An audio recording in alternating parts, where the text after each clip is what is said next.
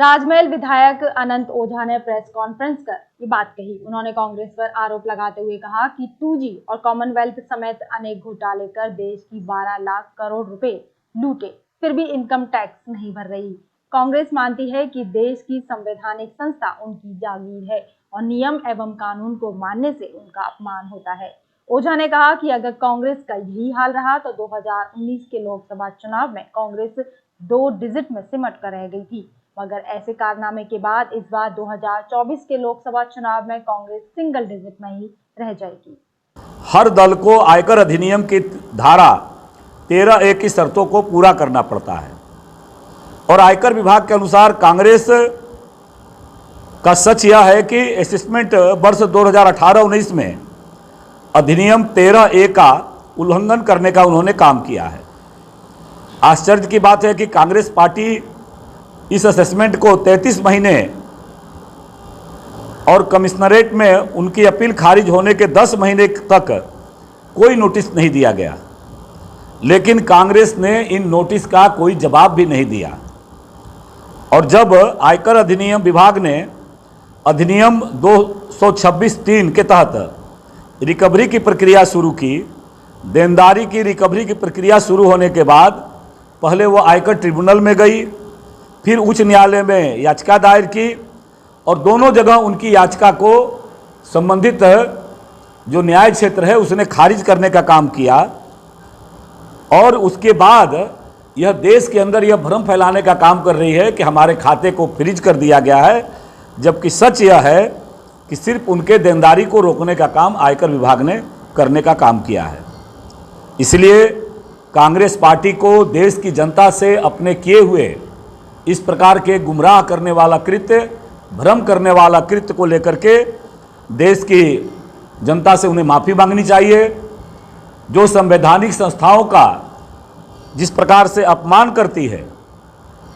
उस अपमान को लेकर के आने वाला 2024 के चुनाव में निश्चित रूप से देश की जनता उसका माकूल उत्तर देने का काम करेगी। वह हमेशा देश की सबसे पुरानी पार्टी अपने आप को कानून से ऊपर मानने का काम करते आई है और ये मोदी जी का गारंटी है। इस देश के अंदर कानून सबके लिए बराबर है और इस कानून का सम्मान देश के यशस्वी प्रधानमंत्री नरेंद्र भाई मोदी जी ने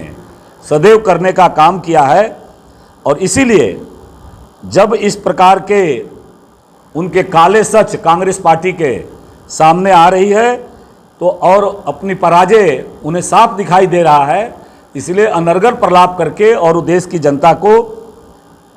गुमराह करने का काम करती है। कांग्रेस पार्टी चोरी और सीनाजोरी के तर्ज पर देश की जनता को बताने का काम कर रही है। इसलिए निश्चित रूप से लोकतंत्र की जिस दल ने लगातार आज़ादी के बाद से हर संवैधानिक व्यवस्थाओं की हत्या करने का काम की, ऐसे लोकतांत्रिक मूल्यों का हनन करने वाली पार्टी को देश के लोकतंत्र की दुहाई दे करके अपने कारगुजारियों को छुपाने का महापाप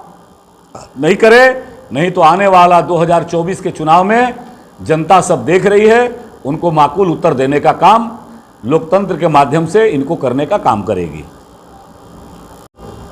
और अभी पूरे देश भर में कांग्रेस पार्टी ने जिस प्रकार से लोकतंत्र का दुहाई दे करके धरना प्रदर्शन करके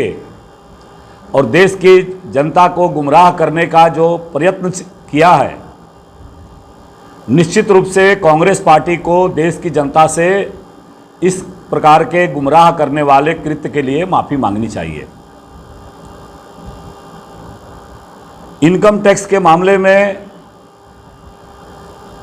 उच्च न्यायालय से फटकार मिलने के बाद कांग्रेस पार्टी इस प्रकार का धरना प्रदर्शन और विरोध प्रदर्शन का अपना खेल जारी किए हुए है और यह भ्रम फैलाने का काम कर रही है कि आयकर विभाग ने कांग्रेस के खाते को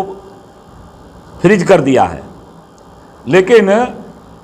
आयकर विभाग ने केवल बकाया टैक्स के रकम खर्च करने पर उसने रोक लगाई है। और इसी प्रकार से कांग्रेस की आदत रही है कि देश की लोकतांत्रिक संस्थाओं को, लोकतांत्रिक व्यवस्थाओं को अपना जागीर समझती है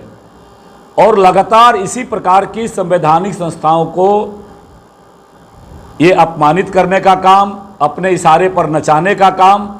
और जब इनके काले कारनामे ये संवैधानिक संस्थाओं के माध्यम से उजागर होते हैं तो इसके ऊपर अनर्गल बयानबाजी करके और देश की जनता को ये गुमराह करते काम करती है। और इसी कारण से 2019 का जो लोकसभा का चुनाव हुआ तो देश की सबसे पुरानी पार्टी वो 2 डिजिट पर आने का काम किया था, देश की जनता ने उनको नकारने का काम किया। और अभी जिस प्रकार से जो खबरें आ रही है ये निश्चित रूप से आने वाला 2024 के चुनाव में